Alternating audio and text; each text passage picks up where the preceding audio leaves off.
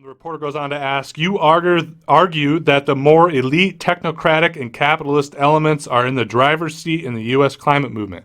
No surprise. Can you explain? He goes on to say, we live in a capitalist society. Students sometimes think the system is democracy. I say no, the system is capitalism. And let's make a point on that. We'll discuss it at the end of this segment. Capitalism and democracy are not synonymous. We talked about this on this channel before. In fact, they're actually polar opposites, right?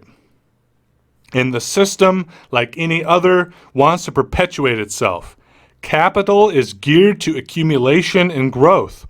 It's a class-based system of economic accumulation. So whatever you thought capitalism was, it's not what capitalism is, and we'll see here. And in all of these problems, crossing the planetary boundaries, there's one common denominator, and that's capitalism. Capital accumulation and the growth process.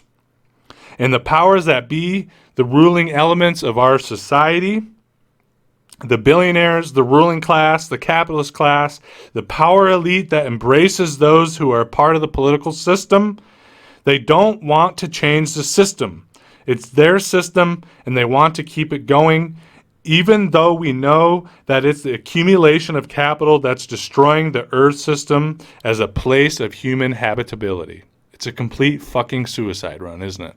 All right, guys, so there's a few things in this segment here that I want to talk about. One of them is one of the core contradictions of capitalism here. It says, capital is geared to accumulation and growth, right?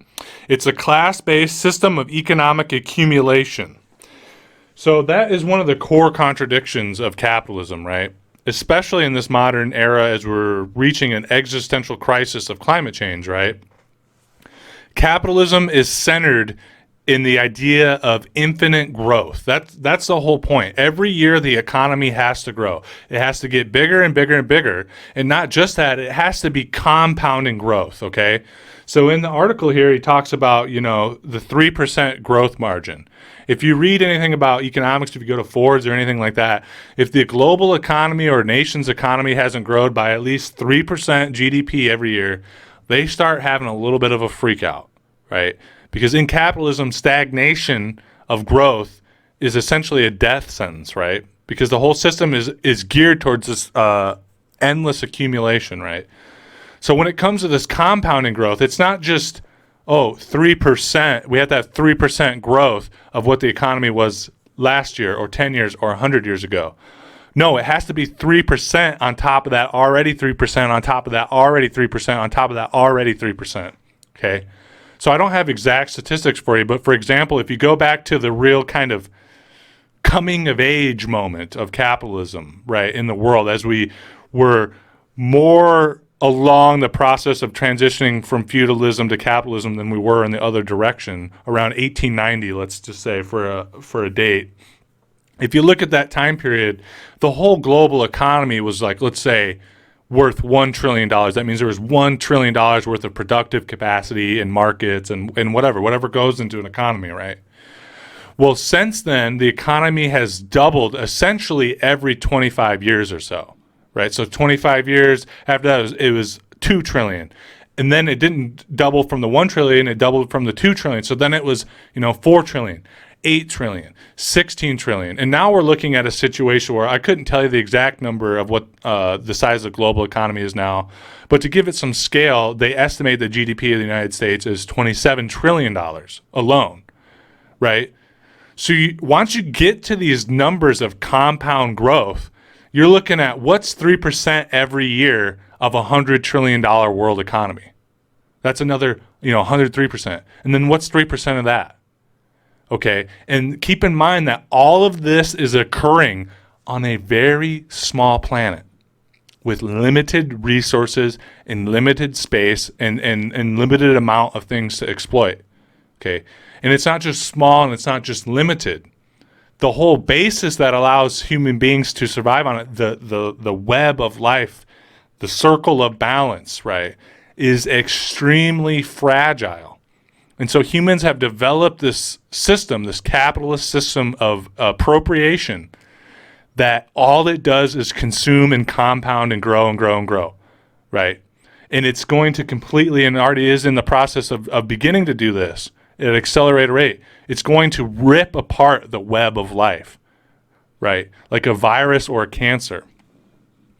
And one of the things I want to touch on quick here before we go on too is a lot of times you'll hear, nihilistic people or eco-fascists use this phrase, well, humans are a virus. I've heard that so many freaking times, humans are a virus and there's nothing. No, human beings themselves are not a virus. We have seen throughout, many periods in history where human beings throughout, honestly, most of history, there's always going to be some degree of pollution where human beings, we excrete waste, we use things up. Okay. Right. But throughout most of human history, we lived in relative balance with the superstructure of life, with the biological web.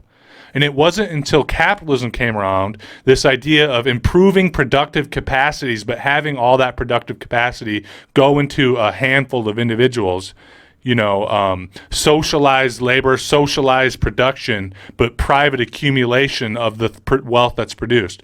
It wasn't until we developed a system that really compounded that, capitalism, that we began to see true ecological degradation.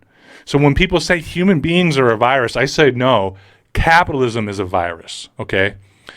Human beings are cells. Human beings are cells in an organism. Our societies can be looked at as an organism. A city can be looked at as an organism, right? Or an organ in the organism, right? With human beings being the entire organism, right? We divide and we grow and we thrive, right? There's nothing wrong with human beings doing that. That's fine. That can exist. Human society, human civilization, I believe even advanced industrial civilization can be in balance with the natural web of life.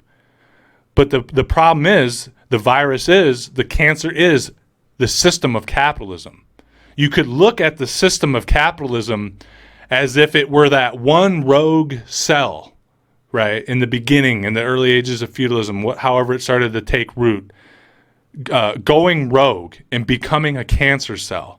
And then it divided, and it just started, growing into this amalgam until it took over the entire system of human civilization, right? So when people say humans are a virus, humans are a cancer, I say no. Capitalism is the virus. Capitalism is the cancer. And we have ways and means, revolutionary action, transition from capitalism to socialism, right? That can allow us to irradiate that cancer, can allow us to cure that cancer, but only if we have the political will to do so. And going